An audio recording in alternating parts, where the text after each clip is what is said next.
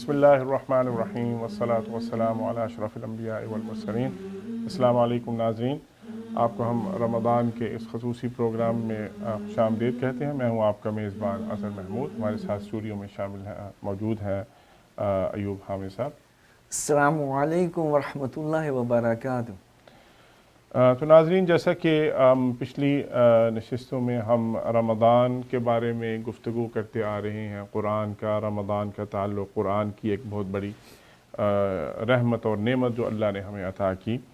آج کے ہم اس پروگرام میں یہ دیکھیں گے کہ روزے اور تلاوت جو ہے اس کا اندر کیا ربط ہے، اور ایک عام آدمی کو کس طرح پتہ چلے کہ اس کے روزے اور جو تلاوت ہے وہ مقبول ہیں یا نہیں۔ تو ایوب صاحب، آج ہم اپنی گفتگو کا آغاز اس بات سے کرتے ہیں کہ ہم نے پہلے اپنے سیشن میں روزے کے مقاصد کے بارے میں گفتگو کی تھی کہ روزے کے مقاصد کیا کیا ہیں۔ تو ان میں سے ایک سب سے بڑا مقصد یہ ہے کہ آپ نے روزہ رکھنا ہے رمضان کا، اور یہ ہے کہ تلاوت کرنی ہے کیونکہ یہ قرآن کا مہینہ ہے۔ تو اب ایک عام انسان اس کو کس طرح پتہ چلے کہ اس کے مقاصد، رمضان کے مقاصد پورے ہو رہے ہیں، اور یہ ہے کہ اللہ کے ہاں جو بھی وہ عبادات کر رہا ہے وہ قابل قبول ہیں یا وہ ٹھیک طریقے سے کر رہا ہے؟ کیونکہ جب آدمی ایک رستے پہ نکل جائے تو پھر اس کو یہ پتہ ہونا چاہیے کہ رستہ ٹھیک بھی ہے یا نہیں۔ تو اس کے اوپر تھوڑا سا آپ روشنی ڈالیے گا آج۔ جی، اصل میں معاملہ یہ ہے کہ جب انسان خلوص دل سے اللہ تو کو راضی کرنے کے لیے روزہ بھی رکھتا ہے اور قرآن سے بھی اپنا تعلق بناتا ہے تو رستہ تو ٹھیک ہو گیا۔ جی، وہ تو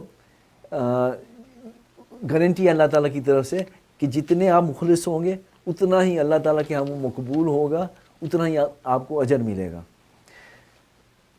اس میں سوچنے کی بات یہ ہے کہ ہمیں کیسے پتہ چلے کہ ہم جو مقاصد ہیں وہ حاصل ہو رہے ہیں کہ نہیں ہو رہے؟ کیونکہ اللہ تعالیٰ نے جب روزے فرض کیے تھے تو بتا دیا تھا کہ لعلکم تتقون، کہ تاکہ تم تقوی والے بن جاؤ۔ تو اگر تو روزے رکھنے سے ہمارے تقوی میں اضافہ ہو رہا ہے، ہم ہر وقت اپنا فیصلہ کرتے وقت سوچنے لگ گئے ہیں کہ کہیں میرے فیصلے سے اللہ تعالیٰ ناراض تو نہیں ہو جائے گا، کہ میں کہیں ایسی کوئی کام تو نہیں کر رہا یا ایسی بات تو نہیں کر رہا یا ایسا قدم تو نہیں اٹھا رہا یا ایسی منہ سے الفاظ تو نہیں نکال رہا جس سے اللہ ناراض ہونے والا ہو۔ تو اگر تو ہمارے اندر ہم وہ بہتری دیکھتے ہیں تو اس کا مطلب ہے کہ ہمارے روزے جو ہیں وہ ٹھیک جا رہے ہیں اور مقصد حاصل ہو رہا ہے۔ ایک دن میں تو نہیں ہوگا سب کچھ، لیکن اگر ہمیں پتہ چلے کہ ہاں ہم اب اپنا اتنا غصہ نہیں آتا ہمارے پاس کہ ہم دوسرے لوگوں کو ڈانٹنا شروع کر دیں یا بد زبانی شروع کر دیں یا جھوٹ اگر کسی موقع پہ کبھی ہمارے منہ سے جھوٹ نکل جاتا تھا، ویسے تو مومن کی شان یہ ہے کہ وہ جھوٹ بولتا ہی نہیں ہے، لیکن انسان ہے کبھی غلطی ہو جاتی ہے، جھوٹ نکل جاتا، تو کیا اب روزہ رکھے ہوئے کہ ہمارے اندر یہ چیز پیدا ہو رہی ہے کہ ہم اپنے آپ کو کنٹرول کر رہے ہیں اور ہمارے منہ سے جھوٹ نہیں نکلتا؟ جی، تو رسول اکرم صلی اللہ علیہ وسلم نے کہا کہ جو اپنے آپ کو جھوٹی بات سے بچاتا نہیں ہے یا جو بد کلامی سے بچاتا نہیں ہے تو اللہ تعالیٰ اس کو بھوکا پیاسا رہنے کی کوئی ضرورت نہیں ہے۔ تو کرائٹیریا انہوں نے خود بتا دیا کہ آپ نے واچ کرنا ہے کہ آپ کے اخلاق و کردار میں، معاملات میں تبدیلی کیسی آ رہی ہے۔ اگر آپ کے کہنے کا مطلب یہ ہے کہ جسمانی تطہیر جو تھی وہ سیکنڈری چیز تھی، اصل میں آپ نے جو اپنے جو اخلاق تھے اور اپنی جو روح تھی اس کی تطہیر کرنی تھی۔ یہ خوبی ہے اللہ تعالیٰ کے احکام کی۔ اللہ تعالیٰ نے جو ہمیں فرائض دیے ہیں، جو ارکان اسلام بنائے ہیں، ان کے اندر فزیکل اور اس کا ایک بڑا کمبینیشن، سارا ملٹیپل فائدے ہیں اور سارے فائدے ساتھ ساتھ چلتے ہیں۔ تو اس میں اب آپ یہ دیکھیں کہ اگر قرآن پہ تدبر کرنے سے ہماری زندگی میں اصلاح ہو رہی ہے، بہتری آ رہی ہے، تو اس کا مطلب ہے کہ ہم قرآن کی تلاوت کا بھی مقصد حاصل ہو رہا ہے، تو اس کے بہترین جج ہم خود ہیں۔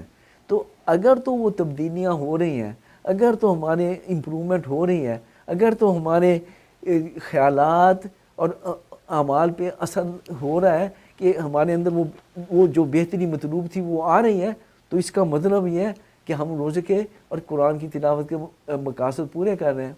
لیکن اگر یعنی کہ شعوری طور پہ میرا جو سوال ہے وہ یہ ہے کہ شعوری طور پہ آپ نے یہ کوشش کرنی ہے روزہ رکھ کے کہ میں اپنے آپ کو بری چیزوں سے بچاؤں، جی اور جب یہ پریکٹس ہوگی تو پھر چیزیں غیر شعوری طور پہ ہونا شروع ہو جائیں گی۔ ایگزیکٹلی، وہ تو میں نے جیسے ہم نے پچھلے ایک پروگرام میں بات کی تھی کہ ماہر نفسیات کہتے ہیں کہ اگر آپ ڈیلیبریٹلی شعوری طور پر ارادتاً کوئی کام 30 دن تک کریں تو وہ آپ کی شخصیت کا حصہ بن جاتا ہے۔ اچھا، یعنی وہ لاشعوری طور پہ آپ وہ یہ ریسرچ آئی ہوئی ہے۔ یا اچھا، تو وہ بالکل آپ نے بجا فرمایا کہ جو ہی آپ وہ کریں گے آہستہ آہستہ ہمیں اس کی جو ہے وہ ہماری عادات کا، ہماری پرسنالٹی کا، ہماری سوچ کا حصہ بن جائے گا۔ ٹھیک ہے، اور اسی کو ہم نے دیکھنا ہے کہ کیا یہ ارتقاء ہمارے اندر آ رہا ہے، کیا بہتری ہمارے اندر آ رہی ہے۔ اگر تو آ رہی ہے تو الحمدللہ اللہ تعالیٰ کی بڑی رحمت ہے کہ ہم اس کے احکام بھی پورے کر رہے ہیں اور اس کے مقاصد بھی حاصل ہو رہے ہیں۔ جزاکم اللہ۔ تو رمضان کے مقاصد جو ہیں کیا وہ دینی مقاصد سے مختلف ہیں یا وہ ایک جیسے ہی ہیں، یا اس کو ہم کس طرح دیکھتے ہیں کہ دینی مقاصد آپ کے کیا ہیں، رمضان کے مقاصد آپ کے کیا ہیں؟ جی، ان کو تھوڑا سا ذرا بیان کیجیے۔ جو ناظرین ہمارا پروگرام دیکھتے رہے ہیں ان کو وہ یاد ہوگا کہ ہم نے بڑی تفصیل سے مقاصد دین پہ گفتگو کی تھی۔ جی جی، وہ مقاصد دین یہ تھے کہ ہم اس دنیا میں اس لیے ہیں کہ ہم اللہ تعالیٰ کے احکام کے مطابق اس کی غلامی کر کے، اس کے احکام کے مطابق اپنی زندگی گزار کے اتنی اچھی پرفارمنس دیں کہ اللہ تعالیٰ ہم سے خوش ہو جائے، اور خوش ہو کر ہمیں آخرت میں جہنم سے بچا کے جنت میں داخل کر دے۔ اور اس کے لیے اللہ تعالیٰ نے ہمیں یہ 2 مقاصد دیے تھے کہ ان 2 مقاصد پہ کے لیے اگر تم تن من دھن لگاؤ گے، کوشش کرو گے، تو پھر جو ہے میں تم سے راضی ہوں گا۔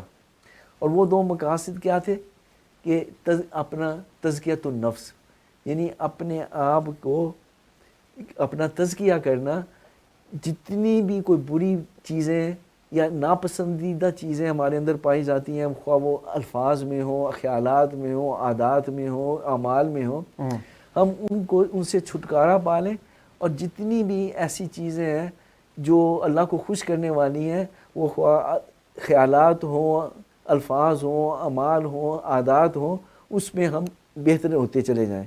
تو یہ ان کو اپنا لیں ہم، یہ جو ہے اس کے اندر گروتھ ہوتی رہے، اس کے اندر افزائش ہوتی رہے، وہ زیادہ سے زیادہ ہوتی جائے۔